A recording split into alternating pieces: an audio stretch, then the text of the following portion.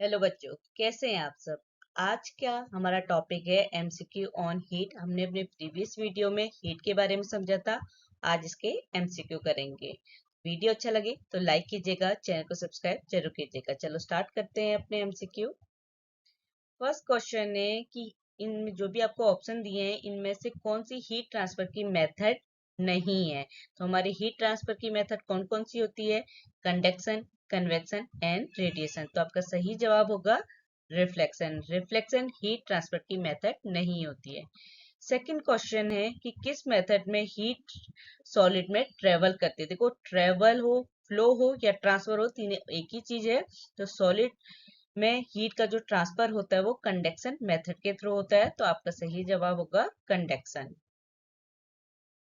तीसरा क्वेश्चन है कि कौन सा मटेरियल हीट का बेस्ट कंडक्टर है। कंडक्टर जो हीट को इजीली फ्लो होने देता है। तो मेटल्स में हीट इजीली फ्लो हो जाती है, ट्रांसफर होती है। तो हमारे मटेरियल हीट का बेस्ट कंडक्टर होते हैं। तो सही आंसर है मेटल। चौथा क्वेश्चन है कि जब किसी भी सब्सटेंस को हीट करते हैं, गर्म करते हैं, तो उनके पार्टिकल्स में क्या होता है। जब किसी भी सब्सटेंस को हम गर्मी देते हैं, हीट देते हैं, तो उसके पार्टिकल्स क्या करते हैं, बहुत तेजी से मूव करने लगते हैं। क्योंकि वो उन पार्टिकल्स को क्या मिलती है, टेम्परेचर बढ़ने से काइनेटिक एनर्जी मिलती है। काइनेटिक एनर्जी मिलने से उनका मूवमेंट फास्ट होने लग जाता है। तो जब किसी भी सब्सटेंस को हम हीट करते हैं, गर्म करते हैं, तो उनके पार्टिकल्स का मूवमेंट फास्ट हो जाता है। पांचवा क्वेश्चन है किस सब्सटेंस की स्पेसिफिक हीट कैपेसिटी हाईएस्ट होती है, सबसे ज्यादा होती है। तो वाटर की स्पेसिफिक हीट कैपेसिटी हाईएस्ट होती है। तो आपका सही आंसर होगा वाटर। छठा क्वेश्चन है कौन सा इंस्ट्रूमेंट टेम्परेचर को मेजर करने के लिए यूज किया जाता है। तो थर्मोमीटर टेम्परेचर को मेजर करने के लिए यूज किया जाने वाला इंस्ट्रूमेंट होता है। तो आपका सही आंसर है थर्मोमीटर। सेवंथ क्वेश्चन है कि फ़ारेनहाइट स्केल में वाटर का बॉइलिंग पॉइंट कितना होता है। देखो, हम कॉमनली 3 स्केल यूज करते हैं टेम्परेचर मेजर करने के लिए। कौन कौन से? डिग्री सेल्सियस, फ़ारेनहाइट और केल्विन। तो आपसे क्वेश्चन में पूछा है फ़ारेनहाइट स्केल में वाटर का बॉइलिंग पॉइंट। तो फ़ारेनहाइट स्केल में वाटर का जो बॉइलिंग पॉइंट होता है वो होता है 212 डिग्री फ़ारेनहाइट। तो आपका सही आंसर होगा 212 डिग्री फ़ारेनहाइट। एट्थ क्वेश्चन है कि फ़ारेनहाइट स्केल में वाटर का फ्रीजिंग पॉइंट कितना होता है। तो फ़ारेनहाइट स्केल में वाटर का फ्रीजिंग पॉइंट होता है 32 डिग्री फ़ारेनहाइट।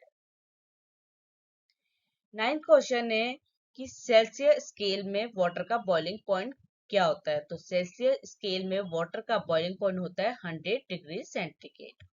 तो आपका सही आंसर होगा 100 डिग्री सेंटीग्रेड। 10वां क्वेश्चन है कि सेल्सियस स्केल में वाटर का फ्रीजिंग पॉइंट कितना होता है।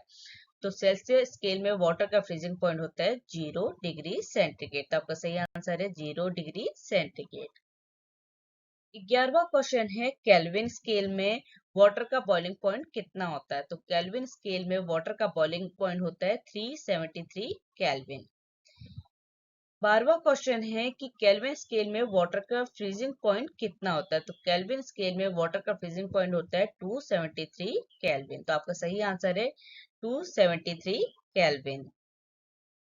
13वां क्वेश्चन है हीट एनर्जी की यूनिट क्या होती है। तो हीट एनर्जी की यूनिट होती है जूल। तो आपका सही आंसर है जूल। 12वां क्वेश्चन है कि जो भी आपको ऑप्शन दिए हैं इनमें से कौन सा मटेरियल बेस्ट इंसुलेटर होता है। इंसुलेटर जो हीट के फ्लो को, हीट के ट्रांसफर को रोकते हैं। तो प्लास्टिक हमारा बेस्ट इंसुलेटर होता है। तो आपका सही आंसर है प्लास्टिक। 15वां क्वेश्चन है कि कौन सी मेथड में हमारी हीट एनर्जी का ट्रांसफर डायरेक्ट कांटेक्ट की वजह से होता है। तो हमारी कंडक्शन मेथड में हीट का ट्रांसफर डायरेक्ट कांटेक्ट के आने की वजह से होता है, जो सॉलिड में मिलती है। तो आपका सही आंसर है कंडक्शन। 16वां क्वेश्चन है कि कौन सा स्टेटमेंट कन्वेक्शन के लिए सही है, ट्रू है। तो हमारे कन्वेक्शन में क्या होता है, हमें मीडियम की रिक्वायरमेंट होती है। मीडियम की प्रेजेंस में ही कन्वेक्शन की प्रोसेस होती है, हीट का ट्रांसफर होता है। वो फ्लूइड हो चाहे वो लिक्विड हो या गैस, पर मीडियम की रिक्वायरमेंट होती है। तो कन्वेक्शन के लिए कौन सा स्टेटमेंट ट्रू है? It require the presence of a medium. 17वां क्वेश्चन है कि हीट एनर्जी के ट्रांसफर की प्रोसेस को क्या कहते हैं? जब हमारी हीट एनर्जी इलेक्ट्रोमैग्नेटिक वेव के थ्रू ट्रांसफर हो रही है, तो इस प्रोसेस को कहते हैं रेडिएशन। रेडिएशन में क्या होता है? हीट एनर्जी का ट्रांसफर इलेक्ट्रोमैग्नेटिक वेव के थ्रू होता है। 18वां क्वेश्चन है रेडिएशन का गुड एग्जाम्पल कौन सा है? जो भी आपको ऑप्शन दिए है। तो फीलिंग द वार्मथ ऑफ सन क्या है? हमारे रेडिएशन का एग्जाम्पल है। आप जब सन के कांटेक्ट में जाते हैं, एक्सपोजर में जाते हैं, तो आपको गर्म होता है। ये आपके रेडिएशन प्रोसेस का, क्योंकि रेडिएशन में जो हीट एनर्जी ट्रांसफर हो रही है सन से आपको मिल रही है, आपको गर्म लग रहा है, तो ये किस चीज का एग्जाम्पल है? रेडिएशन प्रोसेस का। तो सही आंसर होगा feeling the warmth of the sun. 19वां क्वेश्चन है कि कौन सा कलर सबसे ज्यादा हीट ऑब्जॉर्ब करता है? तो हमारा जितना ज्यादा डार्क कलर होगा उतनी ज्यादा हीट एब्जॉर्ब करता है। तो ब्लैक कलर क्या है? सबसे ज्यादा हीट एब्जॉर्ब करेगा। तो आपका सही आंसर है ब्लैक। 20वां क्वेश्चन है जब हम किसी भी सब्सटेंस को गर्म करते हैं, हीट करते हैं, तो कौन सा जो हमारा सब्सटेंस है वो एक्सपेंड होगा? तो वाटर क्या है? जब वाटर को आप हीट देते हैं, गर्म करते हैं, तो वो सबसे ज्यादा एक्सपेंड होता है। तो आपका सही आंसर है वाटर। 21वां क्वेश्चन है कि कौन सा लॉ ये बताता है कि हमारी हीट एनर्जी हमेशा वार्मर ऑब्जेक्ट से कूलर ऑब्जेक्ट की तरफ को फ्लो होती है? तो सेकेंड लॉ ऑफ थर्मोडायनेमिक्स बताता है कि हमारी हीट एनर्जी का ट्रांसफर हमेशा गर्म से ठंडे ऑब्जेक्ट की तरफ को, वार्मर ऑब्जेक्ट से कूलर ऑब्जेक्ट की तरफ को होता है। तो आपका सही आंसर है सेकेंड लॉ ऑफ थर्मोडायनेमिक्स। 22वां क्वेश्चन है कि जब किस टाइप की एनर्जी हमारे फूड में स्टोर रहती है जब हम उसे खाते हैं? तो हमारे फूड में केमिकल एनर्जी स्टोर होती है। तो आपका सही आंसर है केमिकल एनर्जी। 23वां क्वेश्चन है कि जो भी आपके ऑप्शन दिए हैं इनमें से कौन सा कंडक्शन का एग्जाम्पल है? तो अगर आप ऑप्शन लिखेंगे तो टचिंग ए हॉट पेन क्या है? कंडक्शन का एग्जाम्पल है। जब आप पेन को गर्म करेंगे, हीट देंगे, तो उसमें हीट ट्रांसफर होगी, आप उसे टच करेंगे तो आपको पता चलेगा वो क्या है? गर्म है। तो ये चीज किस चीज का एग्जाम्पल है? कंडक्शन का। तो आपका सही आंसर है टचिंग ए हॉट पेन। 24वां क्वेश्चन है कि जब आप किसी सब्सटेंस को गर्म कर रहे हैं, हीट दे रहे हैं, तो उसके वॉल्यूम में क्या चेंज आता है? तो जब भी हम किसी सब्सटेंस को गर्म करते हैं तो उसका वॉल्यूम क्या होता है? इंक्रीज होता है। तो आपका सही आंसर है इट इंक्रीजेस। 25वां क्वेश्चन है कि हीट का पुअर कंडक्टर कौन सा है? जो भी आपको ऑप्शन दिए गए हैं। तो इंसुलेटर में हम रबर यूज करते हैं। क्यों? क्योंकि ये हीट का क्या होता है? पुअर कंडक्टर होता है। ये हीट के ट्रांसफर को रोकता है। तो आपका सही आंसर है रबर। 26वां क्वेश्चन है कि इंसुलेटर के लिए कौन सा स्टेटमेंट ट्रू है, सही है? तो इंसुलेटर क्या करते हैं? हीट के फ्लो को रोकते हैं। तो आपका सही आंसर है they prevent the flow of heat. 27वां क्वेश्चन है कि कौन सी मेथड रिड्यूसिंग हीट लॉस की मेथड नहीं है? तो हमारे रिफ्लेक्शन रिड्यूसिंग हीट लॉस की मेथड नहीं होती। तो आपका सही आंसर है रिफ्लेक्शन। 28वां क्वेश्चन है उस टेम्परेचर को क्या कहते हैं जब हमारा सॉलिड लिक्विड में टर्न होता है, चेंज होता है? देखो, जब हमारा सॉलिड लिक्विड में चेंज हो रहा है, सपोज हमारी आइस आइस क्या हो रही है? मेल्ट होके क्या बन रहा है? हमारा लिक्विड पानी बन रहा है। तो उस टेम्परेचर को हम क्या कहते हैं? Melting point. जब कोई चीज सॉलिड से लिक्विड में चेंज होती है। तो आपका सही आंसर है मेल्टिंग पॉइंट। 29वां क्वेश्चन है कि हमारे टेम्परेचर की एसआई यूनिट क्या होती है?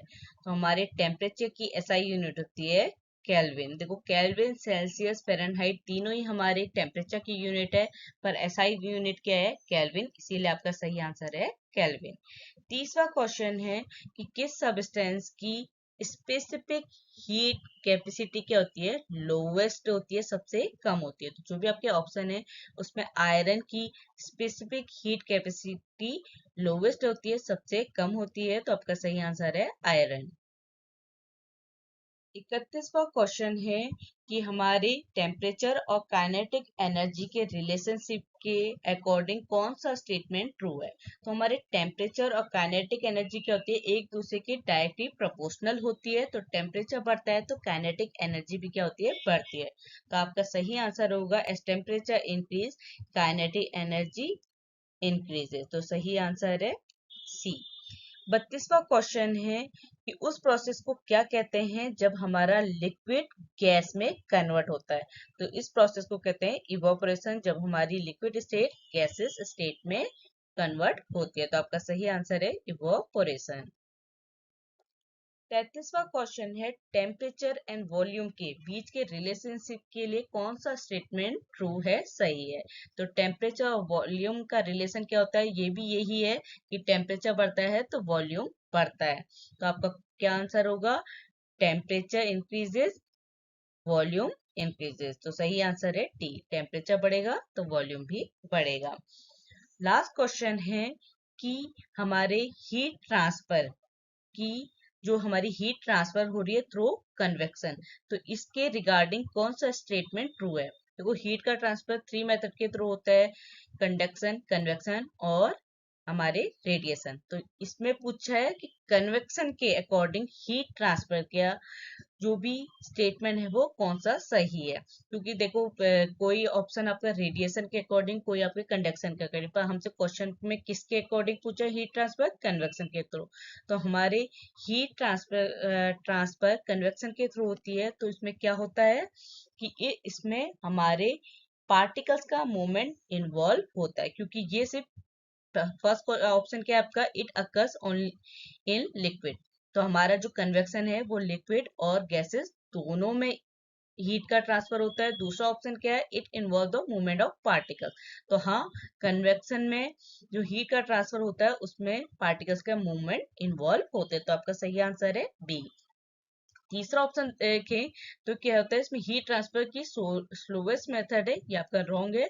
और चौथा क्या है कि it does not require a medium, जबकि हमारे कन्वेक्शन में मीडियम की रिक्वायरमेंट होती है। तो ये भी आपका गलत होगा। तो आपका ट्रू स्टेटमेंट क्या है, it involve the movement of particles. तो वीडियो अच्छा लगे तो लाइक कीजिएगा, चैनल को सब्सक्राइब जरूर कीजिएगा। Thank you.